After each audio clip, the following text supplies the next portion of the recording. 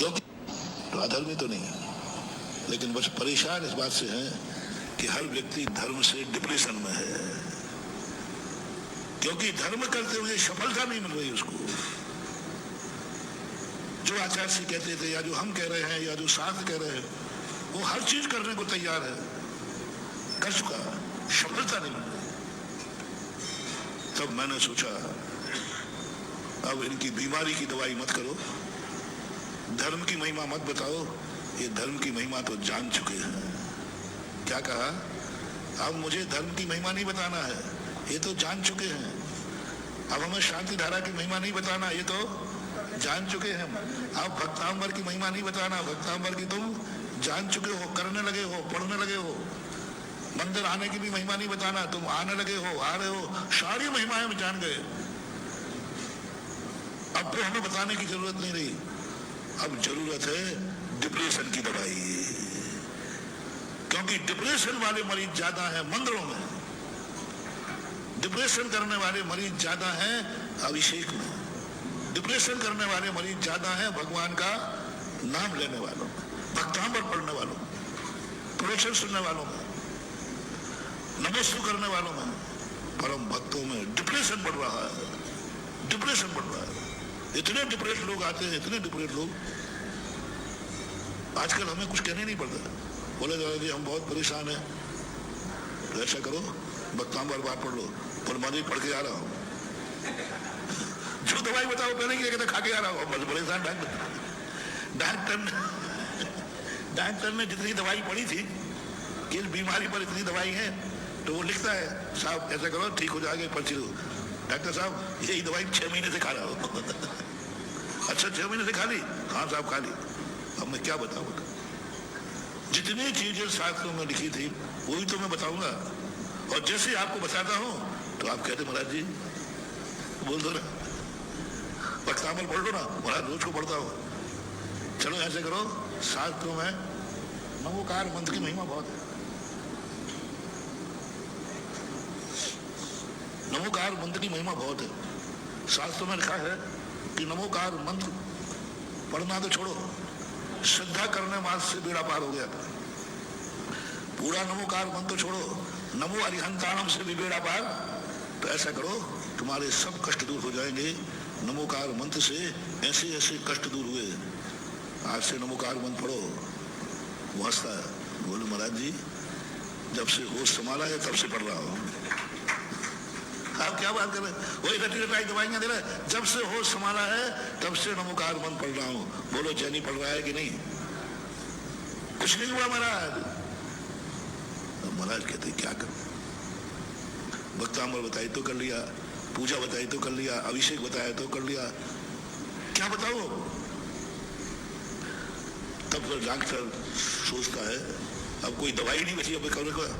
फिर डॉक्टर कहता भैया बैठ जाते, चलो बैठ शाका दे।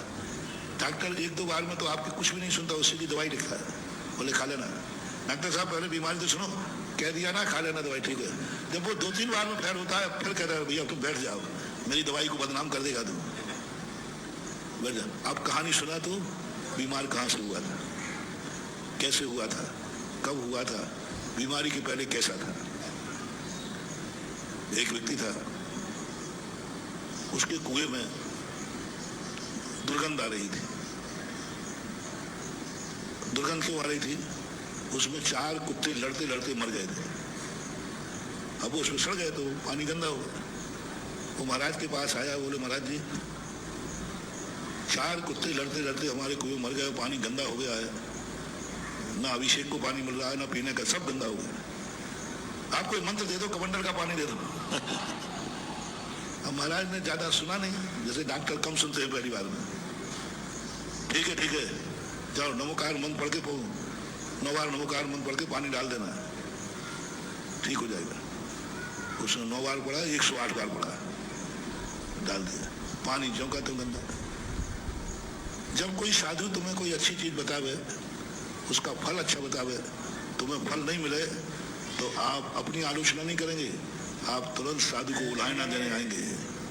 बाबा जी बड़ी बातें करते थे, कुछ नहीं हुआ, आपने 9 बार किया था, मैंने 108 बार किया। अरे भाई मैंने तो 9 बार कहा था, तूने 108 बार, तो महाराज 9 बार मैंने सोचा 108 बार करे। अरे कोई एक गोली खाने की क्या 10 खाने में तो क्या करे। कई लोग कहते महाराज 108 में 110 बार फेर ले में तो मैं उनको उदाहरण देता हूँ। कोई डॉक्टर ने एक गोली लिखी यदि वो 4 खाने में तो जल्दी ठीक होगा कि साहब मैंने कौन सी गलती की। मैंने सोचा एक कहा है एक खाने में 3 दिन में ठीक हो गए तो 4 खाने में वो ठीक हो गए। माला तो माला ही होती है।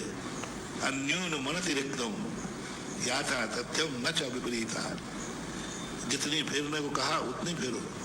ठीक है अब 9 बार फेर लेता हूं फिर भी कुछ नहीं हुआ। अब वो महाराज के बारे उलायना देने आया। महाराज ना आप में कोई अतिशय है, ना नमोकार मंत्र में अतिशय है, ना आपके आशीर्वाद में अतिशय है। दुनिया को बुद्धू मत बनाओ। हम प्रैक्टिकल कर लिया कुछ नहीं, बल्कि पहले कम दुर्गंध थी अब बढ़ गई। महाराज ने कहा ये तो बदनाम कर देगा, ये तो मंत्र को दवाई को बदनाम करेगा। तो फिर महाराज ने भैया तुम बैठ जा, पहले शांति से बैठ, पूरी कहानी सुना। पहले कब से गंदा हुआ, पहले कैसा था, और महाराज बहुत मीठा कुआ था, बहुत सुगंधित कुआ था। अच्छा फिर क्या हुआ। बोले एक दिन 4 कुत्ते लड़ते लड़ते कुएं में गिर गए। उसके 2-3 दिन के बाद से दुर्गंध आने लगी। अच्छा 4 कुत्ते गिर गए कुएं में। हाँ साहब तभी से दुर्गंध आ रही है। तो वे 4 कुत्ते अभी कुएं में कि निकाले के नहीं। बोले तो उसी में।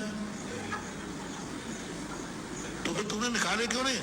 बोले महाराज जी निकालने के बाद पानी सुगंधित हुआ तो आपके मंत्र का क्या मतलब है। मतलब तो जब है जब कुत्ते पड़े रहे तब मानोगे आपके मंत्र में चमत्कार है, अतिशय। नहीं तो कुत्ते निकालने के बाद पानी निकालने के बाद फिर नमोकार मंत्र की क्या जरूरत पड़ी। महाराज कहते बेटा दुनिया में ऐसा कोई मंत्र अभी तक नहीं बना कि कुत्ते पड़े रहे सुगंधित हो जाए। बोलो हम क्या कर रहे हैं। हम धर्म को बदनाम कर रहे हैं, हम मंत्र को बदनाम कर रहे हैं, हम महाराज को उलाहना दे रहे हैं, लेकिन नहीं समझ पा रहे हैं कि कुएं में जब तक 4 कुत्ते पड़े रहेंगे पानी सुगंधित होने वाला नहीं। महाराज ने हाथ जोड़ दिए, भैया नहीं होगा, कोई मंत्र नहीं है, कोई मंत्र नहीं है। ऐसा ही अपन लोग, अपन सब लोग अनादिकाल से धर्म को बदनाम करते आए। कुछ नहीं हुआ साहब, मैंने सब कर लिया, लेकिन आत्मा रूपी कुएं में 4 कसाय रूपी कुत्ते पड़े हैं। क्रोध, मान, माया और लोभ। जब तक ये 4 कुत्ते आत्मा में सड़ते रहेंगे संसार का कोई मंत्र आत्मा को शुद्ध नहीं कर सकता।